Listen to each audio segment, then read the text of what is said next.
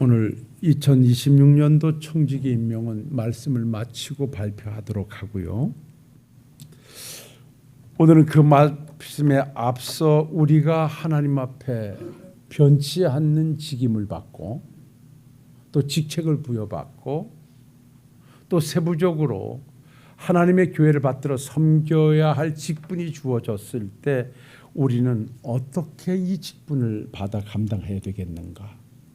또 이 직분을 받는 우리들의 자세는 어디에서 만들어져야 하겠는가 하는 부분의 말씀을 원론적으로 좀 나누고 오늘도 함께 은혜를 갖는 시간을 갖도록 하겠습니다.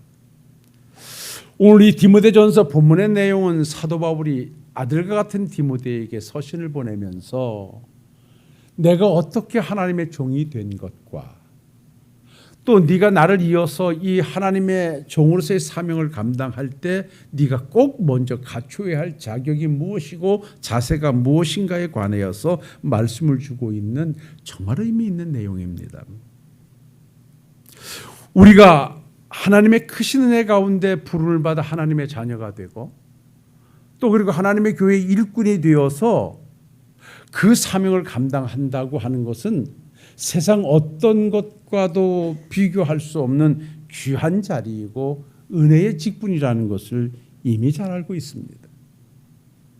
그래서 하나님의 교회로부터 장로로 안수집사로 권사로 내게 직분이 부여졌을 때 거기에 대한 중함, 거기에 대한 직책의 무거움은 우리 스스로가 느껴야 되고 내가 어떻게 신월동교회 장로가 됐는가라고 하는 것에서 그 원리를 찾아가 본다면 오늘 사도 바울은 이렇게 말합니다.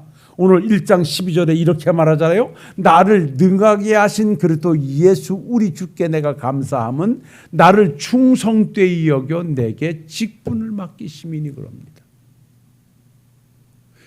사도 바울이 이방인의 사도가 돼서 그 막중한 사명을 감당할 수 있었던 것은 나를 능하게 하신 하나님. 나는 아무 힘도 없고 어떤 것도 없음에도 불구하고 나에게 힘을 더하여 주시고 지혜를 주시고 능력을 주신 힘있게 하신 하나님으로 말미암아 내게 직분이 주어졌다. 무엇을 보고?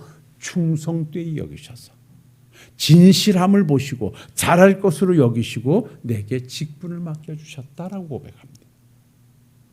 그러니까 이 말씀은 내가 어떤 자격이 있기 때문에 하나님으로부터 사도의 직분을 받은 것이 아니라 감당할 능력조차 없는 연약한 나지만 나를 능하게 하시는 하나님의 능력에 붙잡힘을 받아 하나님께서 자격 없는 나를 충성되이 진실하게 여기시고 내게 직분을 맡기셨다라고 먼저 고백을 하고 있습니다. 그러면서 13절로 14절에 보면 사실 나는 따지고 보면 이 직분을 받을 자격이 없다. 과거에 나는 예수님을 비방했던 자고 핍박자고 나는 살인자였다. 그런 나를 우리 그리스도께서 일꾼으로 삼아 주신 것은 내가 믿지 아니할 때 행한 일이라 그것까지도 긍휼히 여기시고 불쌍히 여기셔서 내게 직분을 맡겨주셨지 내가 어떤 자격이나 요건을 갖췄기 때문이 아니라고 스스로의 일꾼된 자기의 시작점을 그렇게 말하고 있습니다. 사랑하는 성도 여러분, 이 말씀에 우리 모두가 함께 아멘으로 고백할 수밖에 없는 것은 말씀을 전하고 있는 저 역시 마찬가지고 이 자리에 계신 여러분들 다 같이 우리가 함께 고백할 수밖에 없는 것은 우리가 어떤 자격이 갖추어져 있기 때문에 조건과 여건이 만들어져 있기 때문에 그저만 하면 됐다라고 하나님께서 우리를 여기셔서 직분을 맡기신 것이 아니고 연약하기 짝이 없고 부족하기 짝이 없지만 하나님께서 그래도 하나님의 신실한 일꾼으로 쓰시려고 내게 목사라는 직임을 주셨고 장로라는 직임을 주셨고 권사와 안수집사의 직분을 주셔서 오늘에 이르게 하셨다는 이 사실을 전제해놓고 하나님 앞에서 일꾼으로 2026년을 출발하실 수 있는 우리 성도님들이 되시기를 주의 이름으로 축원합니다. 그렇다면 성경을 통해서 그럼 하나님께서 왜 우리에게 귀한 직분을 맡기셨는가 하는 것입니다. 하나님께서 왜 나를 목사로 세우셨는가? 왜 나를 장로로 세우셨는가? 권사로 세우셨는가? 라고 한다면 그 당위성은 예배소서 4장 11절로 12절에서 찾아보면 됩니다. 왜 우리에게 직분을 맡기셨는가? 거기서 이렇게 말합니다. 그가 어떤 사람은 사도로, 어떤 사람은 선지자로, 어떤 사람은 복음 전하는 자로, 어떤 사람은 목사와 고사로 삼으셨으니 이는 성도를 온전하게 하여 봉사의 일을 하게 하며 그리스도의 몸을 세우려 하심이라. 왜 하나님이 나를 목사로 세웠는가? 왜 하나님이 나를 신월동교회 장로로 세우셨는가? 권사로 세우셨는가? 우선 오늘 말씀은 이렇게 말합니다. 성도를 온전하게 하시기 위해서. 여러분들이 하나님의 교회의 일꾼이 되어진 것은 여러분들 자신을 하나님의 백성으로 온전히 키워가시기 위해서 하나님이 내게 직분을 맡기셨다는 것입니다. 성도는 무엇으로 성장하는가? 하나님의 일을 통해서 성장합니다. 제가 이만큼 주일도 완전하게 지켜내고 하나님께 이 사명을 감당할 수 있는 것은 내게 목사라는 직임이 주어졌기 때문에 저는 이 자리에 있을 수 있다고 봐요. 아마 제가 목사가 아니었다면 죄송하지만 여러분들보다도 신앙생활을 더 못했을런지도 몰라요. 그러니까 하나님께서 저놈은 저렇게 놔두면 안 되겠다. 목사를 시켜야 되겠다. 그래서 여러분들이 봐도 신앙생활 열심히 잘하잖아요. 여러분들을 왜 장로로 세우셨는가? 장로로 세워놔서 하나님의 자녀답게 키워야 되겠다. 권사로 직임을 둬서 권사답게 키워야 되겠다. 하나님의 자녀를 키워야 되겠다. 그렇게 하기 위해서 하나님이 내게 직분을 맡기셨다. 그래서 여러분들이요, 내가 하나님의 일꾼 되어진 이 일을 가지고 하나님의 자녀로 아름답게 성장해 가시는 여러분들이 되시기를 주의 이름으로 축원합니다. 그러는가 하면 왜 내게 이 귀한 직분과 직책을 허락하셨는가?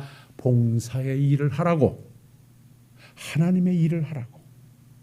여러분, 그래서 우리는 어떠한 상황에서도 하나님을 위해서 일하는 일꾼이 되셔야 할 줄로 믿습니다. 하나님의 교회는 하나님의 일터입니다. 제가 다른 말씀 하나 준비하면서 이런 멘트를 썼습니다. 따라합시다. 내가 살아있는 한, 내가 움직일 수 있는 한 해야 할 일은 반드시 있다. 할 수 있는 일도 있다. 내가 살아 숨쉬고 내가 움직일 때 내가 있는 교회 안에서는 어떤 일이라도 내가 할 수 있는 일이 있다는 것입니다. 나는 일할 것이 없어요. 힘이 없어서 못해요. 아닙니다. 내가 숨을 쉴 수 있고 움직일 수 있으면 그 어디에서든지 내가 할 수 있는 일이 있습니다. 그 일을 찾으면 됩니다. 그래서 하나님께서 왜 나를 일꾼 삼으셨는가? 완전한 하나님의 자녀로 성장하시기 위해서, 그리고 나를 통해서 하나님의 일을 감당하기 위해서. 그리고 마지막 한 가지가 더 있습니다. 따라합시다. 그리스도의 몸을 세우기 위해서.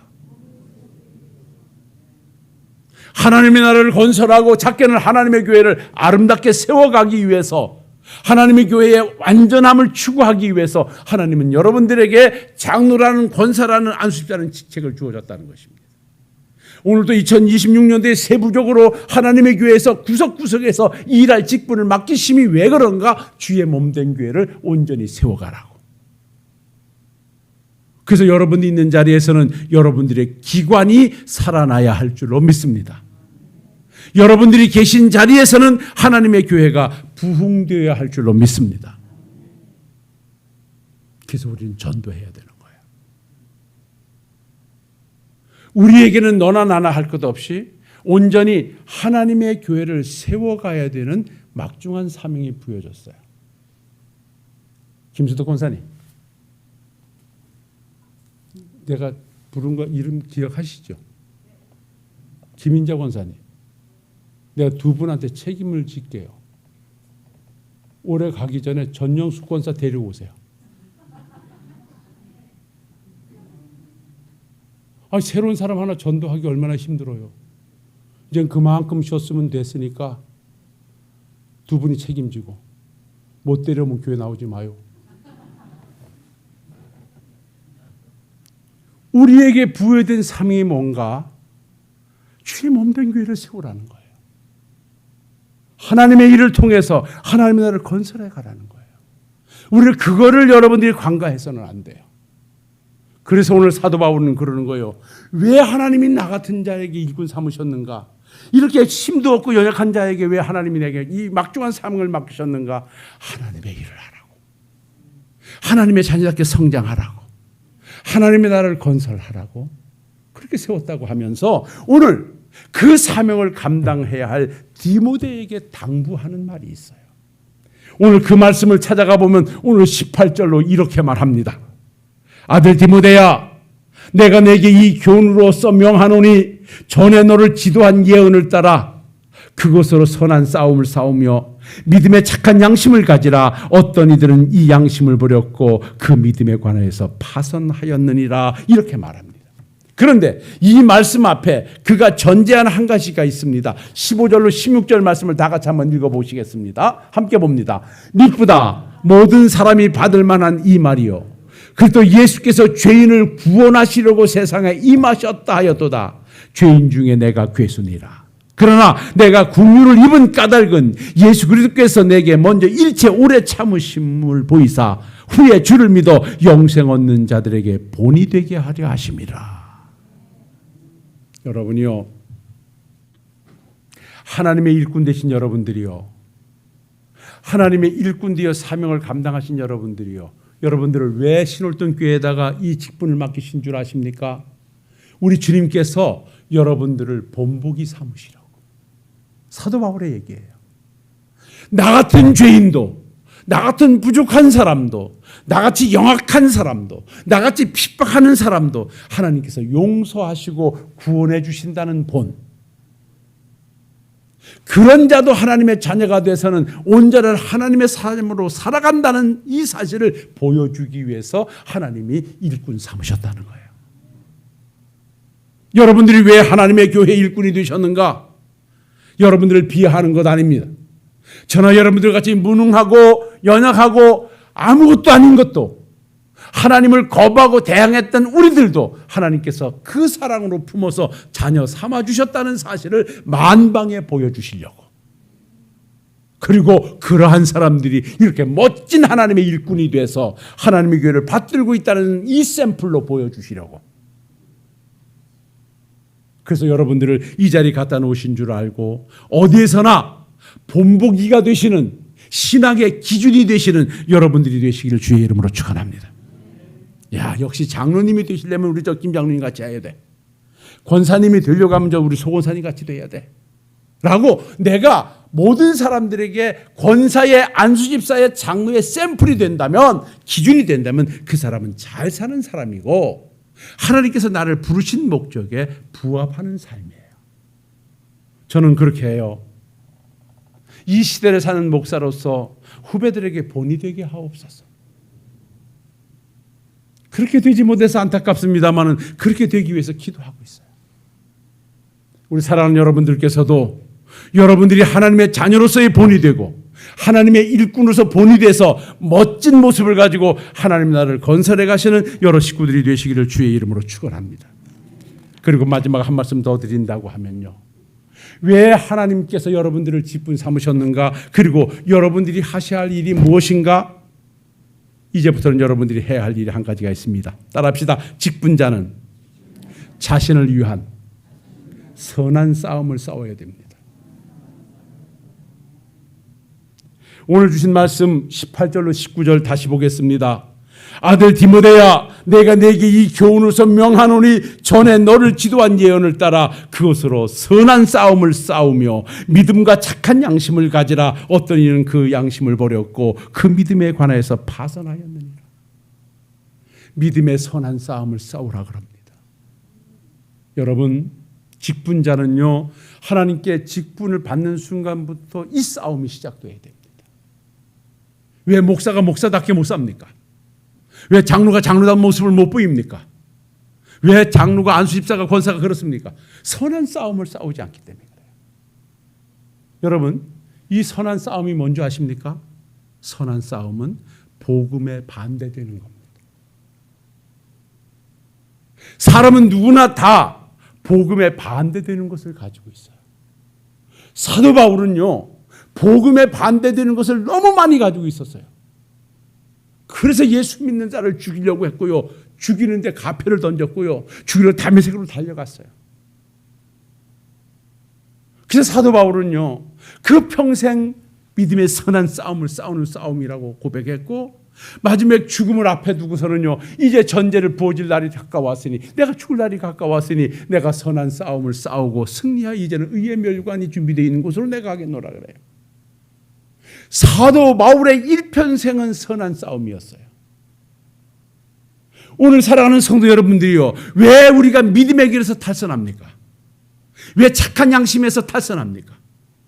왜 목사가 목사답게 못 살고, 목사가 왜 믿음을 버리고, 왜 양심에서 파선해서 세상 사람들로부터 지탄을 받습니까? 선한 싸움에서 지기 때문에 그래요.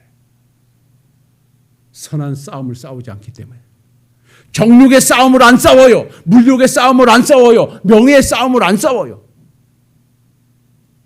물욕에 항복하고 나니 물질에 매여서 하나님보다 돈이 우선이고, 명예욕에 매여서 하나님보다 명예욕이 우선이고, 그러다 보니 양심을 버리게 되고 믿음에서 파산하는 거예요. 여러분들의 고집이, 여러분들의 시기가, 여러분들의 질투가, 여러분들의 미움이 복음에 반대되어 있습니까? 싸우셔서 그것을 버리셔야 됩니다. 믿음의 선한 싸움으로 내가 가지고 있는 육체의 욕심을 떨쳐버려야 됩니다. 그래야 우리는 하나님의 사람으로 멋지게 그 사명을 감당해낼 수 있습니다. 우리가 가는 길에 사탄의 유혹은 쉼없이 우리에게 엄습해 옵니다. 무섭게 도전해 오기도 하고요, 간교하게 도전해 오기도 합니다. 여기서 우리는 선한 싸움을 시작해야 됩니다. 육신의 안일이 추구되려고 하는, 내 생각이 자꾸만 나와서 나를 지배하려고 하는, 내 교만이 나와서 자꾸만 무엇을 지배하려고 하는 이 교만과 나태와 시기와 질투와 이 모든 것을 우리는 철저하게 때려 부셔야 됩니다. 무엇으로? 성령의 방망이로. 그래서 우리는 선한 싸움을 싸워야 되는 거예요. 오늘 사도 바울이 그렇게 부탁하는 거예요. 그 선한 싸움에서 지게 되면 믿음도 파선하고, 선한 싸움에서 싸움하게 되면 양심도 버리게 된다는 거예요. 장로님 같은 분들, 목사 같은 사람들은 시험에 안 들 것 같잖아요. 그런데 그 사람들도 들어서 넘어져요. 왜? 선한 싸움에 졌기 때문에 그래요. 복음에 반대되는 자신을 못 이겼기 때문에 그래요. 복음에 반대되는 자신의 생각과 욕심을 못 버렸기 때문에 그래요. 그래서 2026년도는 사랑하는 성도 여러분들이 우리 모두 다 함께 선한 싸움을 싸우기 위한 멋진 선언으로 전쟁을 선포하시며 시작하는 여러분들의 섬김이 되시기를 주의 이름으로 축원합니다. 오늘 돌아가 보십시오. 내가 복음에 반대되는 나의 생각이 무엇인가? 복음에 반대되는 내 행동이 무엇인가? 아직도 하나님의 교회를 받들면서 내 생각이 나를 지배해서, 내 감정이 나를 지배해서 공동체를 깨고 있지는 않는가? 함께하는 사람들에게 아픔을 주고 있지는 않는가? 내가 원래 이런 사람이니까 라고 하는 것 때문에 상처를 준다면 여러분 그 싸움에서 이겨내셔야 됩니다. 그리고 저도 여러분도 마찬가지로 따라합시다. 나와 세상은 간 곳 없고 구속한 주만이 내 삶에 보여주시기를 주의 이름으로 축원합니다.